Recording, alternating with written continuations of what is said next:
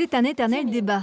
Depuis les années 70, la communauté éducative s'agite autour de ces fameuses évaluations. Un temps arrêté, puis relancé en 2018 pour les CP et CE1 par Jean-Michel Blanquer.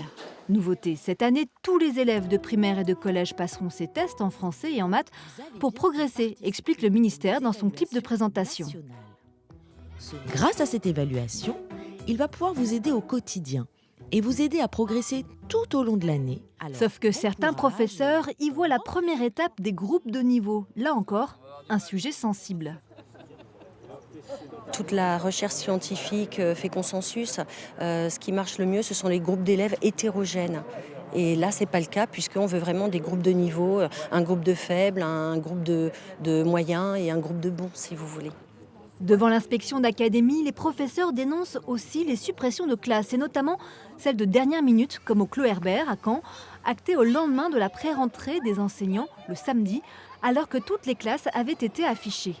Une collègue de CP-CE1 a appris dans cette fameuse nuit du vendredi au samedi qu'elle devait faire du CM2 à partir de lundi. Donc je vous laisse imaginer la manière avec laquelle on a considéré être traité. C'est une gestion comptable, j'ai envie de dire une gestion au tableau Excel.